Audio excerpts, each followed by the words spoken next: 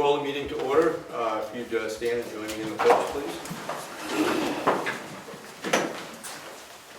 I pledge allegiance to the flag of the United States of America and to the republic for which it stands, one nation, under God, indivisible, with liberty and justice for all.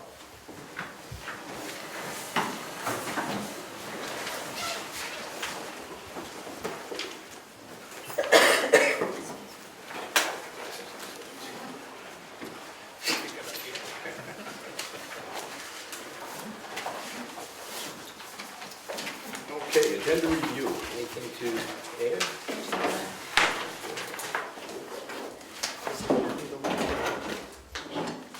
You want to table?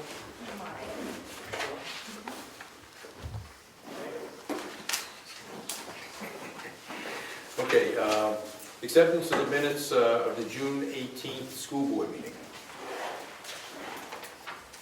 So moved. Okay, it's been moved. Have a second. Any errors, omissions, corrections from the June 18th school board meeting? Okay, hearing none, all those in favor, signify by saying aye. Aye. Opposed? Any abstentions? One abstention. Chair votes aye, thank you. And minutes for the building and maintenance meeting on July 22nd. So moved. Second. Moved and seconded, and that's just the members that were at that meeting. Yep. So all those in favor, signify by saying aye. Aye. Opposed? Any abstentions from that group? Okay, all set, thank you. Public input. Yes, sir. I have an item. Hi, my name is Chris Perry, and Mrs. Morrissey said that when I was ready to come to a meeting to discuss change to the student handbook I'd like to see happen. One of the, for a level 1 offense, a throwing of an object is a level 1 offense, which is like the least level. If an object's thrown like a chunk of ice or a rock or something and someone's hurt, I don't think a level 1 offense is justified. I think it should be a level 2 offense if someone gets hurt, and if it was intentional, it should be a level 3 offense. And I don't want to have another family go through the situation my family has and have my daughter lose out on stuff because she got concussion and we're still dealing with it. And so just because it's a level 1 thing, nothing happened. And I think it's not a fair rule. And I'd like it to be looked at. Okay, thank you. We will certainly look into that.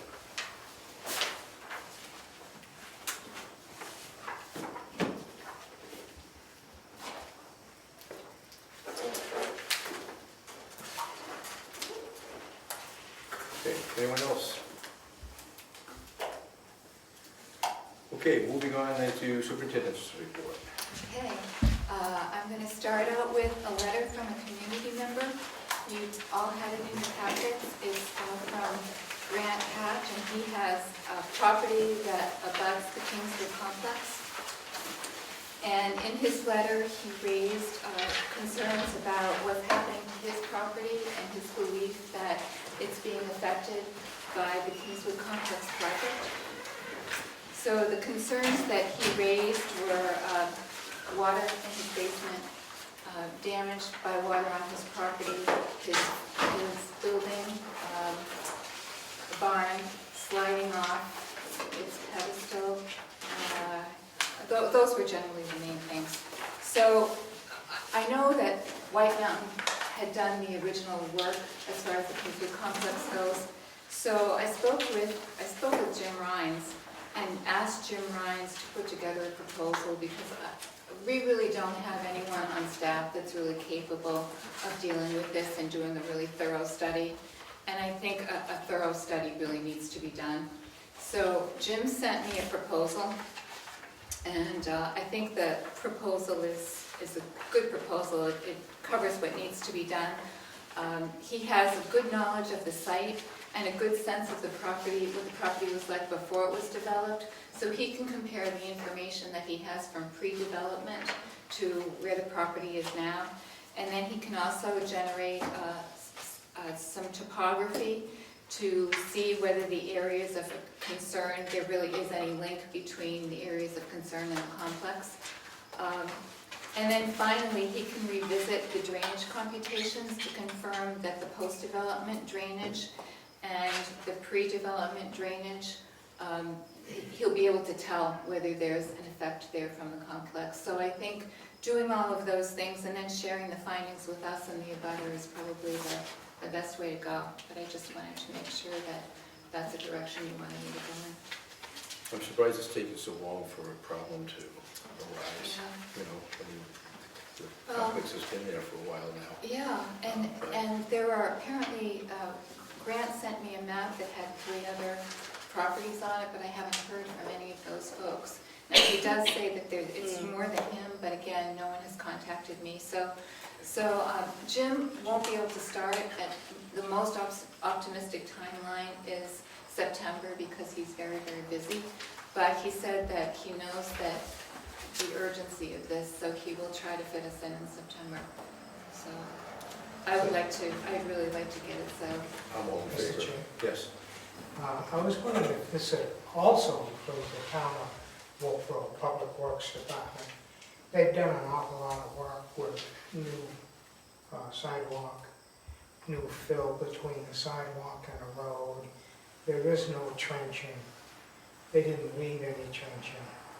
So if Jim could work with the Public Works Department also, if you leave Kingswood and turn right going downtown, the left-hand side has just as much water, if not more, and erosion, and it's not even on Kingswood side. I would say anybody having a water problem this year is going to have it this spring. The water table was so high everywhere. But I realize that there's more than just this year, so I go along with the study. But I think the town could offer a lot of help here also. Yeah, I mean, I think if Jim feels he's got to get the town involved, we're giving him direction to see if what we did on our site is having a direct effect on these properties, not necessarily what the town may have done. If he comes back and says, you know, he can't find anything that our construction and our movement on our site has created any issues, then the property owners, I think, then want to go to the town and say, you know, maybe you guys have caused problems. But you know, I think if Jim feels he needs to get the town involved, I'm sure he probably would, but we'd be directing him to concentrate on, you know, our construction site as opposed to getting the town directly involved in the process. Because there's an awful lot of water now being shed back into the ground due to the Sure. and reusing the water Yeah. for the toilets. Yeah, exactly. So, Yeah. And he can certainly identify if any of that is having an effect or not. yeah. Okay, so I entertain a motion to approve the agreement between the school district and Ryan's right now the survey. So moved. Second. It's been moved and seconded to approve the contract, and just so you know, the total is $3,000, if I believe. That's correct. That's His estimate is $3,000. Yeah. And I think that's fair. Jim is a long-time board member, so he'll treat us fairly, I'm sure. Any other questions on that? Okay, all those in favor of approving the contract for Jim Ryan's to do the work, signify by saying aye. Aye. Opposed? Chair votes aye as well. Thank you. Okay, great. Next item, I believe, is Kathy's on our upcoming audit. So the auditors will be in, starting on Monday, to do both Governor Wentworth and Middleton School District audits for the FY19 school year. I came from a district where the full board was given these questionnaires to fill out and give back to the auditors, and come to find out, the auditor said, oh, no, all I need is one, so I apologize. I thought I was getting a good start at getting you all a copy of the questionnaire. Of course, I'm not going to say no to anyone, but if we could at least have one, that would be great. Thank you very much. So maybe you want to designate one of you so you all don't do it when you don't have to. Maybe the finance chair. My man. I'll That's it. I'll take care of it. Jack. I'll fill it out. No problem. And Kathy is on again. Okay, so the second payment schedule. I received a request on the second to the last day of the month in June for an alternate payment schedule from the town of Effingham, of Ossipee. Here I am looking at Tim going, of Ossipee. What it does is it takes the amount that the town owes and just divides it equally into 12 even payments. I told the finance person there that I didn't think this was going to work, that the district, ever since as far back as I can see as the inception, had a set assessment schedule. Each town pays the same percentage of their required amount each month. So in the month of July, there's 15% due. In the month of August, there's another 15. In September, another 15. And it goes up, not necessarily the same increments, but they all have the same percent.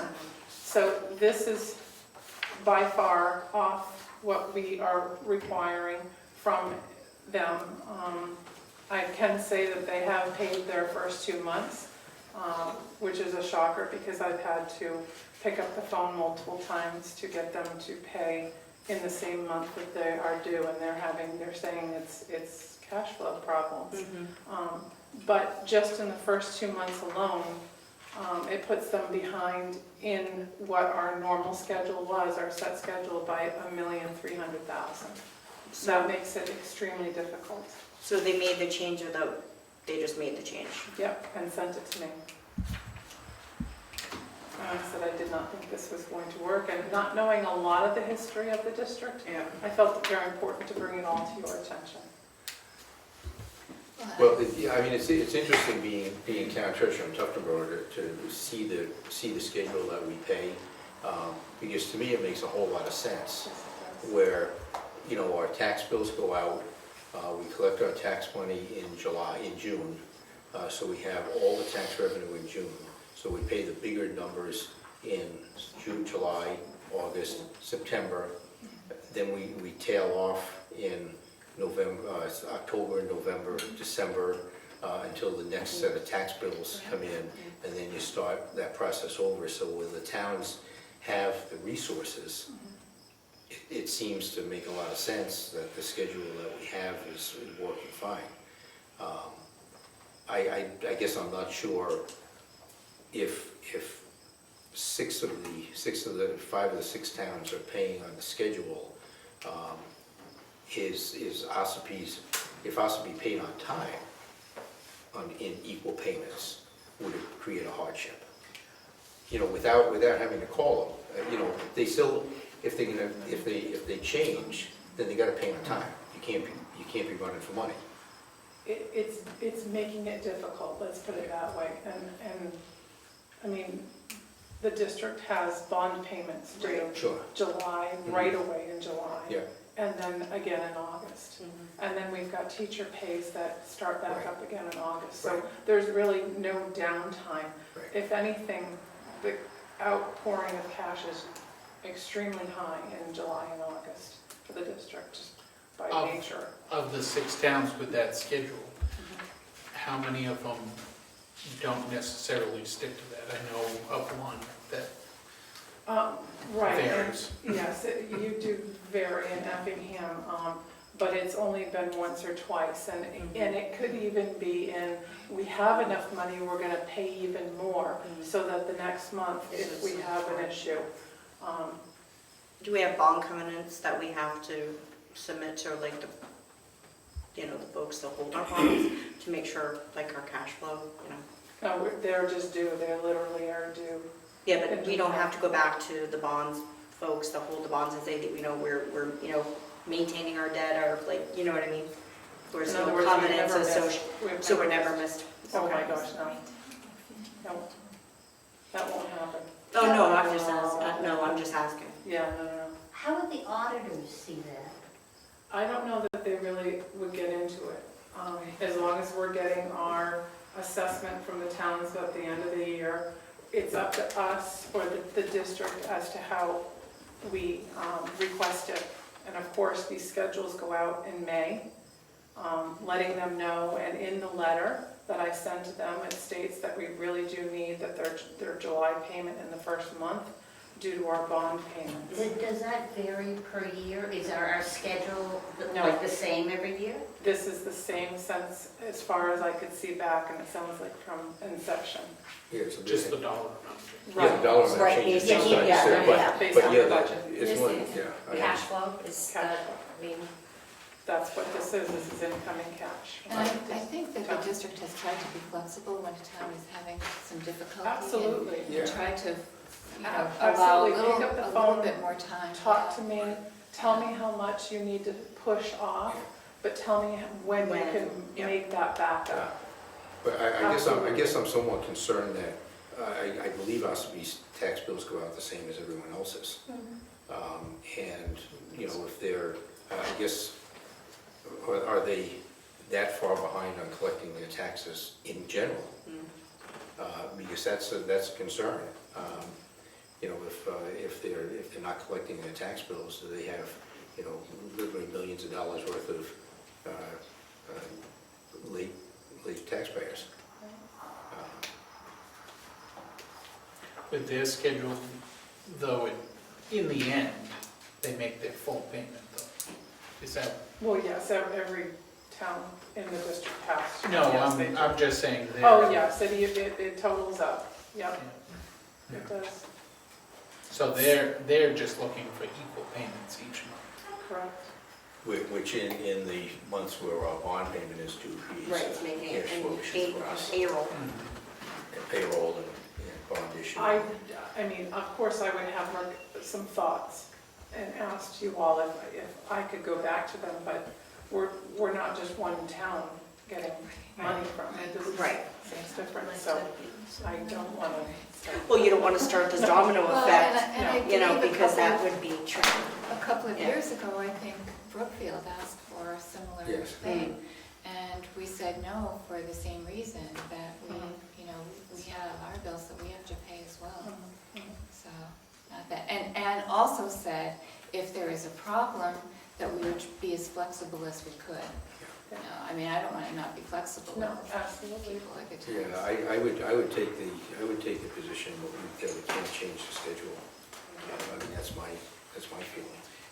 And no other town has come forward to say they had issues No, with the way that we're requesting No. the funding, so. And it wasn't like DRA set their rate late and our bills went out. Right. We haven't Well, heard a each- story like that. no, we haven't. But obviously each town, depending on the school district information and the town Right, information, they that's when vary. they're setting the tax rate.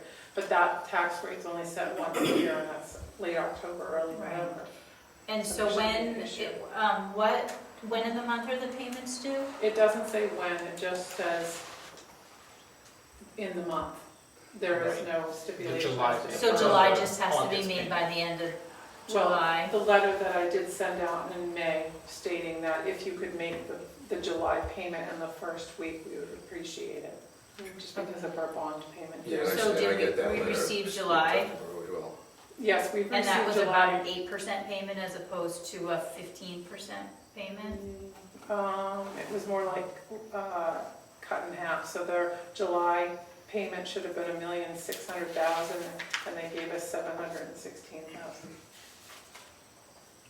Well, you just worry if you keep building, that's gonna want to be one heck of a payment at the end. And did that come At what point in the month roughly, like, did that, Not in the first week. okay. And nothing for August yet, like? Yes, we have received the August one. They were better on that, but, And the same amount, around 700? yep, 716,000, So right now, based on that schedule, we're $1.2 million behind. $1.3 million behind. Yeah, I think you're heading in a bad direction. Yeah, I would say we shouldn't change the schedule. Did you have to say they had an excuse, It was just tough for them. cash flow? Was that? That's essentially what this is cash, so that, I can only imagine that's the reason. There was no large dialogue. I was actually taken aback. And that's why being short on cash flow after you've gotten 50% of your taxes in for the year, basically in the month of June, is scary if they're saying they have a cash flow issue now. So I would say no. But you're willing to work with them if there aren't business issues? Absolutely, I have been working with them I think because more than they've fair. been behind. And I think it'd be worthwhile I know you've already sent the letter when you sent but just reminding them how that works as far as the payment schedule and. Well, I did have a on the phone discussion with her. Oh, I'm once I sure you got did. that. You did. Thanks. Thank you. I appreciate it. School lunch No, prices. stop it now, right? That's not a rule. So every year we have to, as a district, fill out the National School Lunch Program application to receive the funding from the federal government. I guess the last time that Mary had to come to you and ask to increase school lunch prices was back in 2014, 2015, and let me tell you, that's great. I have not heard of a district, even from the one that I came from, where you did not have to raise meal prices in such a long period of time. But my recommendation, due to the way the calculation works and the fact that we have to sell the meals for a certain amount so that the subsidized meals are not more, we'll be receiving more money in subsidized money in our food service claims, than what we're selling the meals for. So that's why it's called a price lunch equity. So we, by law, have to raise our prices. And I'm requesting that we raise just the elementary lunch price, and it's just the lunch prices that they gear this all by. From $2.65 up to $2.80 per meal. And that is for the full pay students. That is not for the free and the reduced. So that's a 15-cent increase. And like I said, the prices have not increased since 2014, 2015. The middle school and the high school lunches are at $3.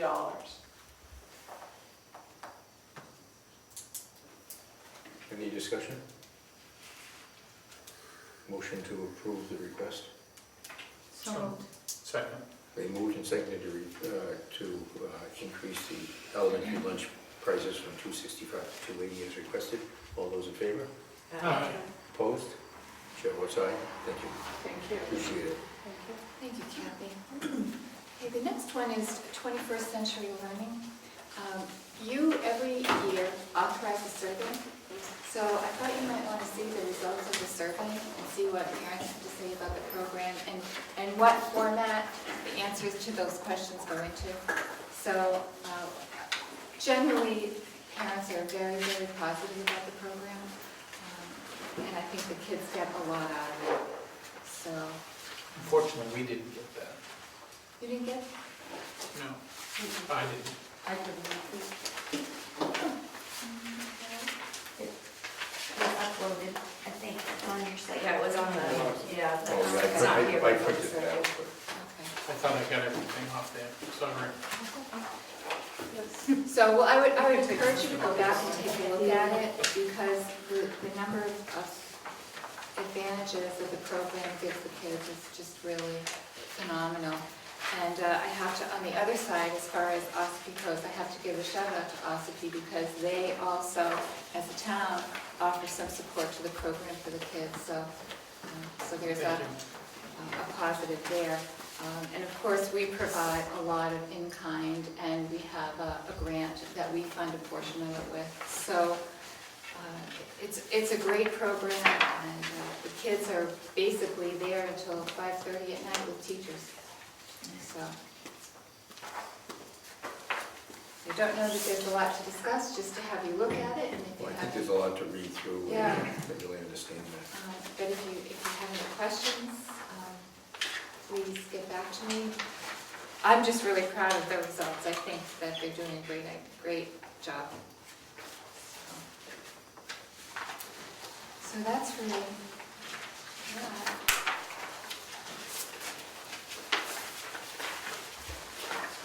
Now, our next item I'm anticipating is going to be a bit of a lengthier item.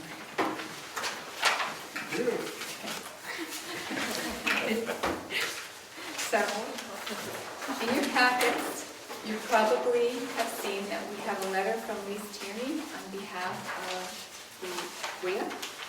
And what she is requesting is that we add 10 to 15 minutes of instruction September through May so that students don't have to go to school so late in the school year.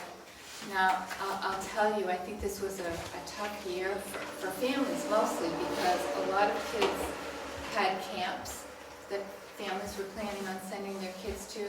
Some probably shouldn't have, but did plan vacations. So our attendance on those last few days of school was pretty low. And when we have a late June, it's always very difficult, I think, for kids and families. So I understand the thinking behind this. On the other hand, I also know that if we did this, that there would be less instructional time for the students in the vocational center. And so I don't feel good about that. And they have a limited ability to adjust their schedule because they're taking kids in from other districts, or we're taking kids in from other districts. And so we coordinate with all of those schools, and we ask all of those schools to work their schedules so their schedules will be workable with ours.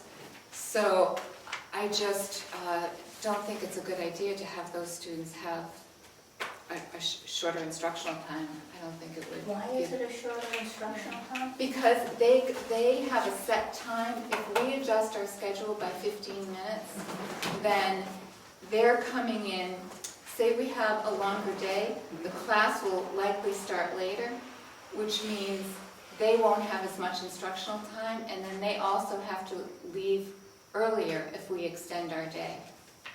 Those sending districts. So it's just So the the sending districts would have a difficult time sending adjusting. districts, right. 3 minutes. Right. So, and we have a number of kids from sending districts that we need to watch out for. On the flip side of that, I mean, I get that, Yeah, but some sending districts finish their school year earlier than we do. Do Right. those students continue to, like Molten Borough and Alton, I think they wrap up a little bit before they we would do. Yeah. So are they Week before. required to continue to come, or do they finish up early? they finish up early. So either way, there's Yeah, A loss. a loss. yeah. So just off the front, I'm gonna say, I think this is something we should look at. I don't think we're gonna come to a solution before we start school. I put some data together for you because there are some other ways we can look at it too. Now the state doesn't require 180 days, so we could look at this in terms of hours, and if we looked at it in terms of hours, we might be able to come up with something that's a little bit more beneficial for the students and families and get out earlier. I'd like to come up with a solution that doesn't create any, certainly not less instructional time for a certain part of our student population. I don't feel good about that. But I think if we maybe look at it a little differently and look at the hours, we might be able to do something that works for everybody. So I have some information here that will tell you about the required hours, and it will also give you an idea of how many delays and dismissals we've had and how many hours that's involved. So I should probably go through this and explain it, because if I don't. Oh, here.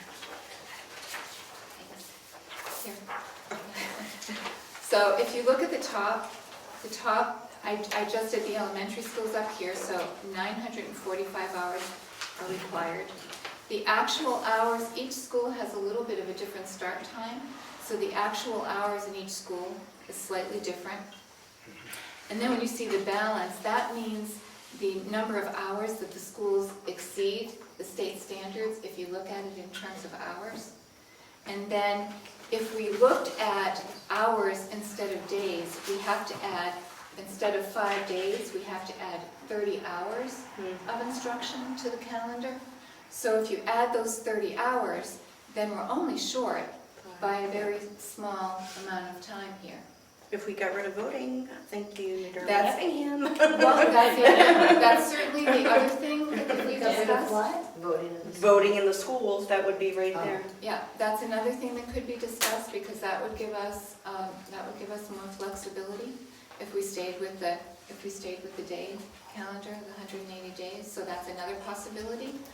And if you look at the delays and the dismissals, it's really interesting that I've thought that we always have a lot of snow days, but really it varies quite a bit. If you look at 2014, there are only 3 days total. If you look at 2017-18, that's 9 days. So the variability there is... That's like 3 plus 3 though, right? It's three, if you look at 18-19, Yeah. it's 3 days that we had to make up and 3 days that we did blizzard bags, so it's a total of But 6 it's, days. yeah, okay. So this might give us something to work with, and you can see that I did the high school and the middle school, and the high school and middle school exceed the required number of hours by quite a bit. So, I'm sorry, can you explain that balance and 30618 and Yes. the balance The, again? the 415 should be 14.15, all those who on the bottom, they should be 14.15, not 4.15. Oh, add it. oh, How do you want to do right. it? They're negative Yeah. 14. Negative. Right, Oh, negative, okay. thank you. The 14 plus the 15 point. Right, Yeah, right. But what does Absolutely. that, so I'm good down to the balance, and then That's all we would need to add to the. Add to the day. Right. So add 30 more hours.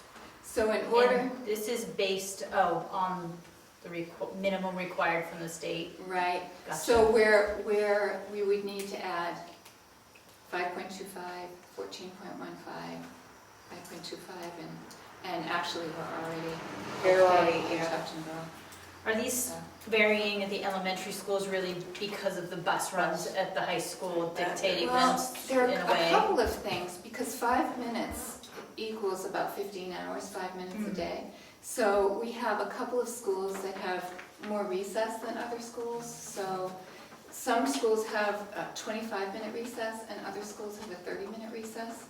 So if they all had the same recess, that would also give us a little bit more time.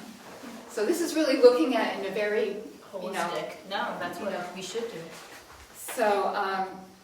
so, and if I did talk to transportation, and we could do something, if it was just 5 minutes, we could do something in the mornings for Carpenter and Crescent Lake. I think, well, we could probably do something for all of them actually in the morning. So, I just and don't want the kids getting up any earlier. getting up in here. Yeah, right, that's, I guess, I guess they get up early. Yeah, I think Mary Ann said there's some buffer time in there, Yeah. so they shouldn't have to. Yeah. So, again, I don't think it's anything we're gonna solve tonight, but it just gives us some other things to look at if we look at it in a bit of a different way. I think we have to be upfront with I know we can make this decision ourselves, but we also want to be concerned about the public's perception if we say change just the hours, and all of a sudden the kids are now going 175 days instead of 180. Well, okay, obviously how much is your budget going down? Yeah. Because you're cutting your Right. Instructional. Instructional Instruction time is what it looks like. down. Right. So I have a question. Are you taking into account early releases, sometimes to avoid a snow, inclement weather or something like that? We take off 3 hours at the end of the day. Are we calculating that in through your hour calculation? Yeah, it is all part of the process, yeah, so. So, Yeah, I think there's a lot more to discuss here, Right. obviously, because, and we may not even need, if we go with an hour calendar, we could still do 180-day school year. And then the kids some years would get more instruction, and other years, if we didn't make up those days, then, obviously they wouldn't have that but instruction. you can get a waiver from the state if you're meeting the hours, you can get a waiver from the state Right. for a less number of days, if you at least Right. met. We don't even need a waiver. So the current 2019-2020 schedule, that June 18th is 180 days. No, I thought we voted on Sure. 178 or I something. think, yeah. Right, didn't we vote I think 178? I think it was 180 this year. But there's something else I want to mention about this calendar, because when we talked about it, I think you remember we talked about the primary, and when was the primary going to be? Oh. And the state hadn't set the primary Oh, date. yeah, we need to put it So in we there. need to put the primary in there too, which means school ends on a Friday, that's good, at least it doesn't end on a Monday or a Tuesday, but that is going to put us one day more in. The primary still hasn't been set. It's all over Right. the internet for February 11th, but the Secretary of State They can't set office it. will not, because I know it's first in the nation, First in so the they're not going nation, to, so we're still waiting on that. But that's just something, to be aware of. And I think we should have a discussion about, and I sympathize with the two towns that don't have a good place for their people to vote. But I really do think we're affecting all 6 towns. Yep. And more schools, all the students within a district for 2 towns that don't have a place to hold their voting. And that's awkward. And it's awkward, and I feel like they support us to educate their children, and I just feel that we've been a good community partner, and I've been saying it, I think since I've been on the board, I'm not supportive of it. They need to figure out something, because like you just said, Jack, we're affecting other towns. What two towns struggle with having a place for the... Effingham and New Durham. Effingham and New Durham? New Durham, I think, used to do it at the fire station. And then in more recent years, they started doing it in the school. And it's because there's going to be certain, it's just the body, the structure itself, you have to have the boost certain amount of parts, and you have to have a minimum based on the population of the town. And that's, I live there, I empathize, because I work it. But it's like the greater good, I think, is what I think is impacting. It's just hard because we want community members. Well, right, and that's what I mean, I do want them there, but you also want to start educate the kids, and, yeah.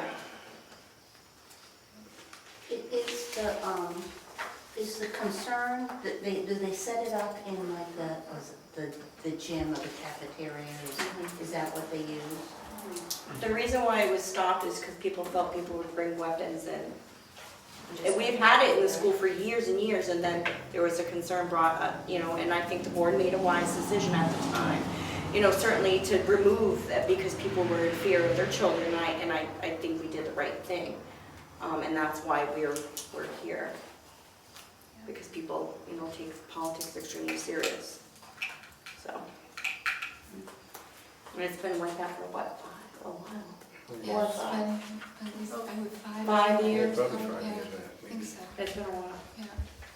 Well, and parents worry. They're worried about Yeah. their children's safety, and with everything happening in the news, it's understandable. Yeah, definitely. So there's, there's really no No good good solution solution. to this, because we obviously want to be cooperative with towns and have townspeople in our schools. On the other hand, our primary issue and concern is educating our children.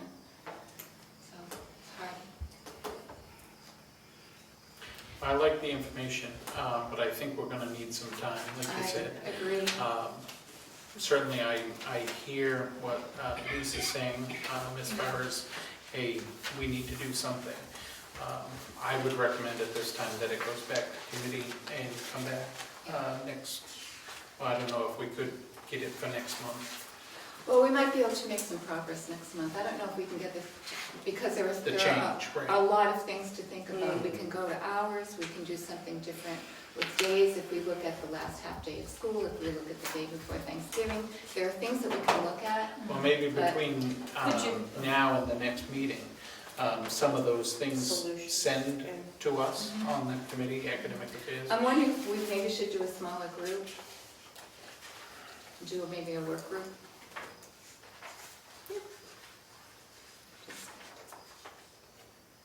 Yeah, I mean, I'm happy to be involved, but I like that you're looking at a variety of different things, like the day before. You know, we're not taking anything off the table right now to get there. Would you like to have a meeting before the I next meeting? think a work group would be helpful, just because with a smaller group of people, I think sometimes you can just generate more ideas and put more options together more quickly. Okay. Should this be 2021? No. Yeah, Are we into 19, 20, this, like, starting in September? This is our current. she's asking for 1920. Oh, the current one, that Change, was current yeah, working on? Yeah.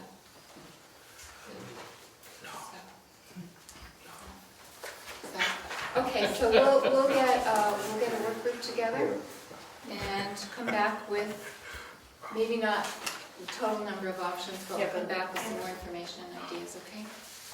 Sounds good. All right, thank you. With this tough issues. Right. And the last one's an easy one, because it's, oh no, I'm not on the last one yet, I'm skipping here. No, it's not that easy.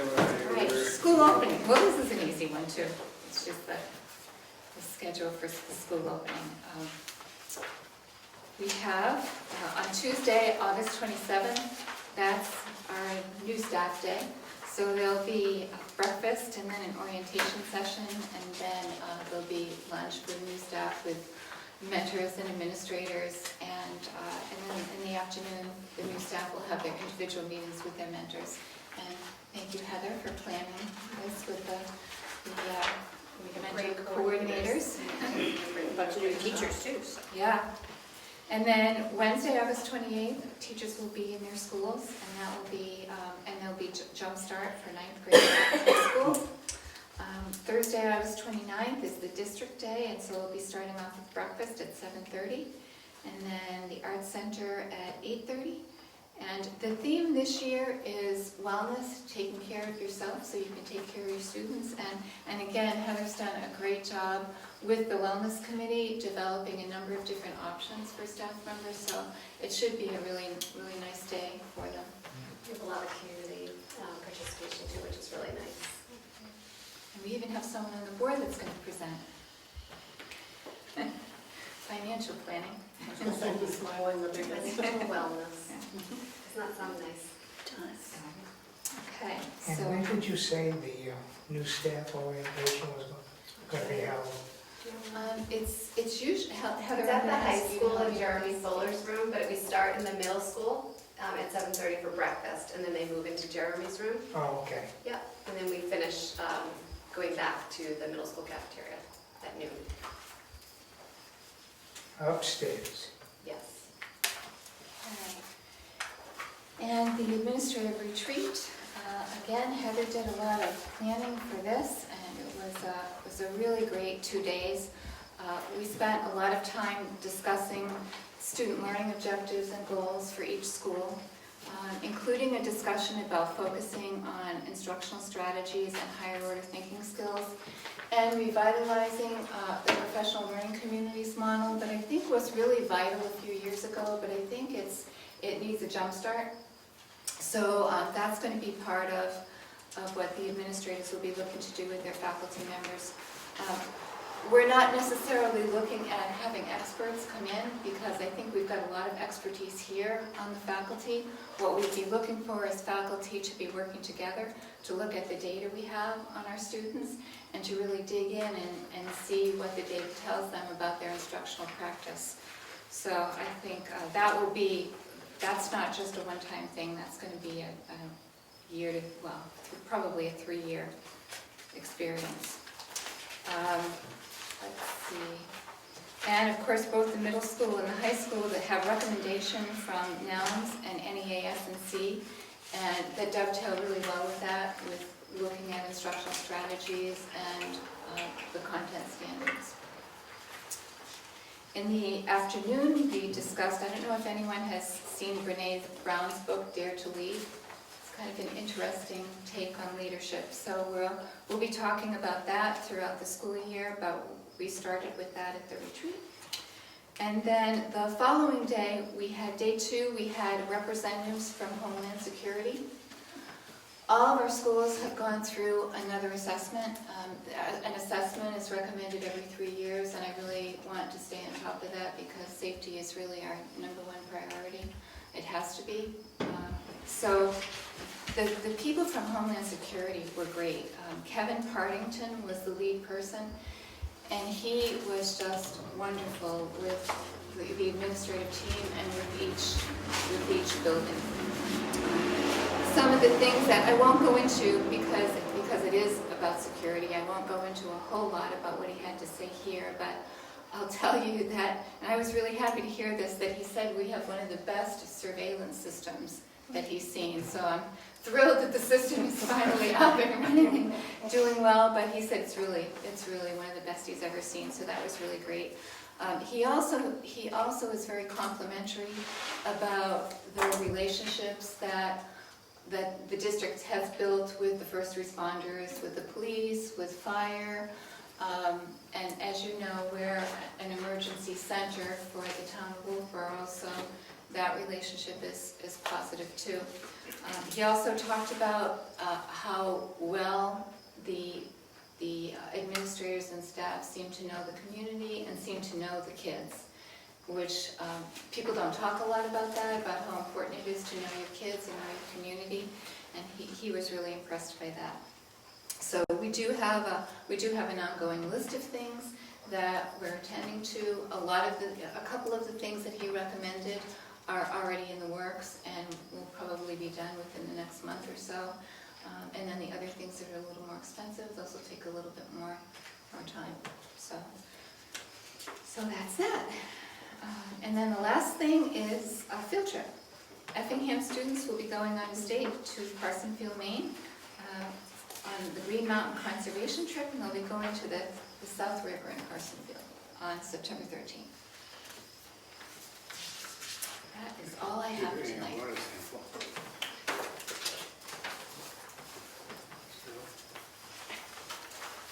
Okay, I don't have anything for the School Board Association. We have the summer off. We are starting up again, and our first meeting is in October. There's a bunch of training process that are starting up, and some of the board members will be participating in those training sessions if they can, so we'll see how that goes.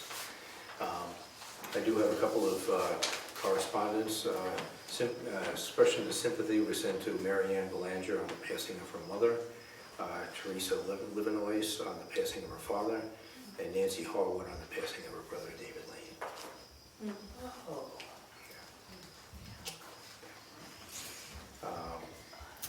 And that's all for that. Committee reports, academic affairs, Wendy. Sure. What I'd like to do is go over the reaffirmations, or do you want to do them one by one, Jack? Or do you want to do them all? Did you want to do them separate for motions for your affirmation? Yeah, probably. Okay, that's fine. So I'll go down the list then. Okay, so the academic affairs review, GBAA. It's a standing reaffirmation regarding sexual harassment and sexual violence policy that we have on the books here.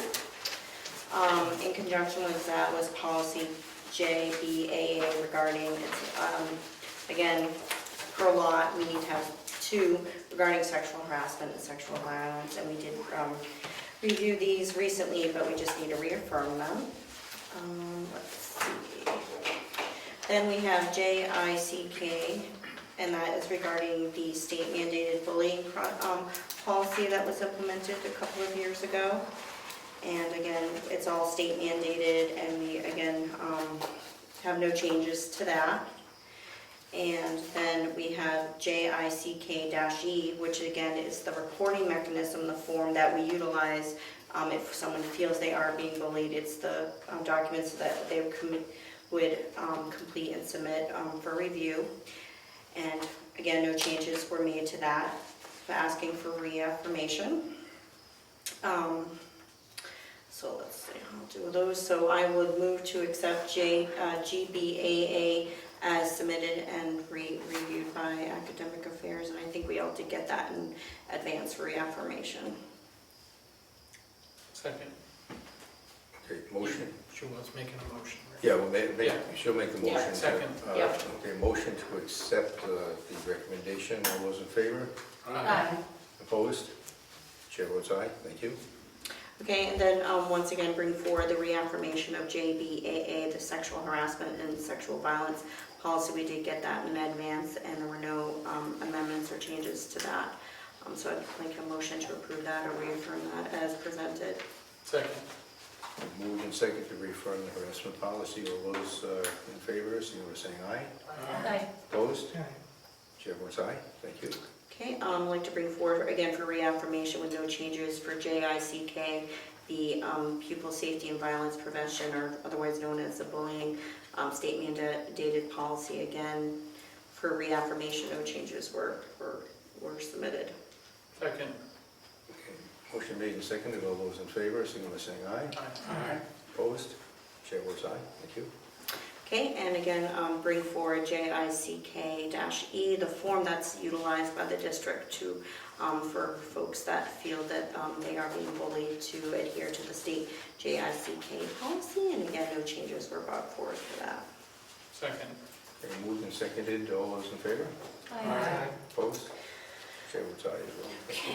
So then we have the USDA, this is for the food policy, and again, Heather's been working on this. We do have a non-discrimination umbrella, however, we need to add that into our food policies under the USDA, and so again, you note in red that we just needed to add a little bit at the end regarding that we would obviously take all verbal and written complaints to be addressed. And I think Heather is continuing review with the USDA or DOE representative. We probably, again, this would just be It's the first reading. it's a first read, and I think Heather said she's still continuing to make changes with guidance from their attorneys. So she probably will bring forward another change next month. That's just more informational. Okay, let's see. Okay, however, that being said, the forms that we utilize for the food services for the discrimination policy have not changed. So if we could make a motion to approve the reaffirmation for ACA-E. Second. Okay, moved and seconded, and that's the form for the free Non-discrimination for the SDA, USDA. Okay, all those in favor, signify by saying aye. Aye. Opposed? Chair votes aye. Thank you. Again, if there was a complaint, there's another form that you would utilize if you felt that you were being discriminated against, and that is ACA-R, and again, there were no changes to that as well, so I'd like to bring that forward for approval or Second. reaffirmation. Okay, moved and seconded to reaffirm the policy. All those in favor? Aye. Opposed? Chair votes aye. Thank you.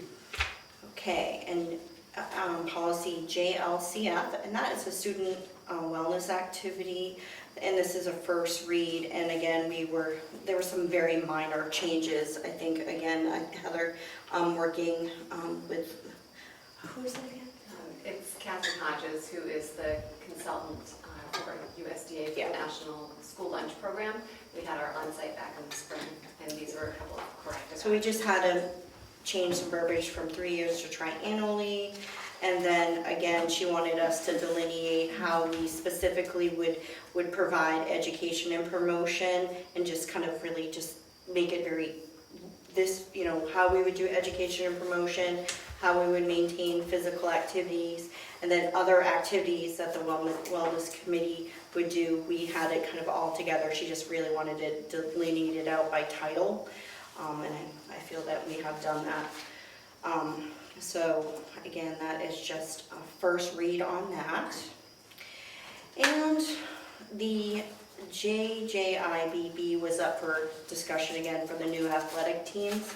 Again, I think we've done a lot of work with Kathy and Heather, and I think at this point we want to have another meeting again, and Kathy is going to pull some data on how many teams we have that are fully funded and how many are working towards that, and students that are participating in that, to make sure everything is, going well and the teams are vibrant. And again, I think our only discussion is maybe consideration of different things that we wanted to see for percentages. But again, there was really no formal discussion or vote that we wanted to bring forward. So again, more informational as always, but I think we've been working really hard on this to make sure that it's a good policy. Okay, thank you very much. That's all I have. Appreciate it. Julianne, moving on. The committee, the Building and Maintenance Committee met last month. Primary purpose was to review the 2 solar energy proposals. And I would like to tell you we made a decision, but we didn't. You did? But the 2 proposals were both excellent. Either one would be a great choice for the district. They both proved significant cost savings for the district. That being said, we really wanted to compare apples to apples, and we want to make sure that we're getting, the best deal we can get. So we generated another list of questions, and we sent them out to each of the candidates. So we have received those questions back. We just need a little more time to review them. We're hoping we will have some more information at the next school board meeting. Maybe we can make a recommendation then. This summer, our staff has been really busy working on summer projects, and facilities have been getting the buildings ready for students to come back, and they've been doing an excellent job. So we want to shout out a big thank you for all their hard work. We're not going to update you on all the projects this summer because Phil is going to give us a presentation at the next school board meeting. So it's something to look forward to. That's it. Okay. I don't have anything at this meeting for finance or human resources, so we can move on to advanced planning. You can see all the future dates down below. Kathy mentioned a few of them in the beginning, the new staff meetings and all that. Our next board meeting is on September 16th, and that starts at 4 o'clock with the new teacher reception, and then followed by our regular board meeting at 7 o'clock. And you can see all the open houses as well at most of the elementary schools as well. So if you can attend some of those, that would be great. One thing I did forget, back on the chairman's report, now just scoot back. Got a one note that was addressed to the superintendent and the school board. And it starts out, you didn't just make my day, you made a difference. Dear Kathy and the Wentworth Regional School Board, I am so grateful for years, your year's presence in my life. The past 40 years have been one of tremendous meaning. You were so in my heart and prayers, Sheila Foley. Sheila retired, obviously, and a lot of years in the district, so it was very, very nice. Jack, can I interject just for a moment? Yeah, sure. And the advanced planning, if you just cross out 8:30, that's just, that was an extra line, and I think it put the date of August 30th. There's no school on Friday the 30th. So jump start and the open house are already accounted for in the 2 days prior. Yep, got it, thank you. Just didn't want anyone showing up for early jump start on Friday. Make your own jump start. Okay, I'm going to also send these out around to the board. You just take a look at them. Those are notes from the kids for the summer program in Tuftonboro, and it's kind of cute to see the thanking the school board for support and all of that.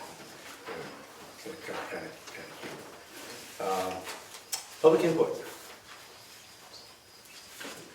Yeah. Gordon Lang, I'm a teacher in high school. I'm interested in Lisa's proposal, and I hope the work team takes that seriously. 2 years ago, we had a similar kind of workaround to take care of our extra snow days. And personally, aside from a little bit of grumbling at the beginning, most of the students that I worked with and I think all the teachers that I worked with found this a very good, acceptable way to deal with the extra snow and cancellations that we had that year. We missed it last year. We would have loved to have had that opportunity again. I can't speak to how many sending school students we have and how severely they were impacted. I know that the few that I had to give early exams to because their schools ended much sooner than ours, and they lost a good deal of my instruction time. So I think there was another penalty to be paid there. We're talking a few minutes in each class and each day, and most of us found that a very easy thing to accommodate. Even my students who were complaining that they had to get to a job at a certain time, I thought it was a teachable moment for me, because one of the things I spend a lot of time working with my students on is how to negotiate things with adults. I'm an English teacher. We work on communication skills, and most of them work too many hours as it is and need to practice how to speak back to power. So anyway, sounds like you're keeping a lot of things open. I was surprised when I first started teaching in New Hampshire 20 years ago that we do things so differently living here in the north. I graduated in another northern state, New York, and then they had a very different approach to this. They have Regents exams. They have a date they have to complete by. Everybody has to take the same exams at the same time all the way across the state. The school year is going to end on a particular date. There's no fudge on this one. It happens at that moment. So they build in a bank of snow days, and they use them where they need to. And if you don't use them all up, you get them back as days off. You can't get out any earlier, but you can have some time with your family, or to do other things, or take another mini vacation. Don't know if that would work here. It might push us too late in June to do something like that. It's another possibility, but we've certainly used hours in the past to accommodate days, schedules where things didn't quite add up in the past. So I'm sure that will work one way or another. Thank you. Thank you. I appreciate that, Gordon. And we will keep an open mind as far as looking at the calendar and figuring out what we can do and can't do. Thank you. Thanks. Anyone else? Well, I'm Brenda Lush, and I'm an aide in the district, and I know the teacher that I worked with was excited about the 15 minutes just so that she could get more done during the day, because we always seem to run out of time. But as an aide, I would have concern about my hours. Like, are you extending my hours? Then you have to go back and deal with the whole negotiating contracts and stuff, and am I losing time at the end of my contracted year? So it's a little more complicated than just adding 15 minutes. That's very true. So, Yeah. Appreciate that. No, it is much more complicated than just saying, okay, just add 15 minutes and we're all set. Right. Because there could be a financial impact, or there might not be, or you never know. So, thank you. Closing comments by board members. How about you, Krista? Anything to say? No, this has been a very interesting, different kind of board meeting, because so much of the past meetings I've been at have been celebratory, from when you come in as a new board member. And I think we call this nitty-gritty. Getting down to it. Dana? I want to thank school board superintendent and the district for supporting the after-school program at Ossipee Central. I personally have visited this program, and it's well organized. Objectives are set, there's learning taking place, and they also work with the Ossipee, the rec center. And so they work well together. And Jennifer Berkowitz does a wonderful job, and her staff. And they average over about 50 kids a day, and it's great for the latchkey population that is in Ossipee. So thank you again. Great, thank you. Bridget? Oh, welcome back, it's good to see y'all. I have to say, I'm very proud that the Homeland Security, that city said our security system is one of the best. It's very proud of that. Julian? Welcome back, students and staff. There you go. It's coming right up, isn't it? Where did summer go? Busy, I know. Anything, Stacy? Yeah, no, just can't believe we're knee deep in another school year again, it feels like. Okay. And welcome back, and watch out for the buses on the roads. Yeah. Definitely. Yes. Wendy? Oh, I haven't, Kelly? No. Oh, Dr. Jim. Oh, Sorry. Dr. You John, were- You were tucked in the All corner. I have to say is refreshments will be served. Refreshment, okay, refreshments, here we go, all right. Hang around for refreshments. They're not Susan's cookies, though. That's okay. Kelly? She brought some too. Okay. She did some. Oh, really? She did. Oh, Ernie boy. brought cookies. Her Oh, cookies. jeez, I can see him in front as he's driving away.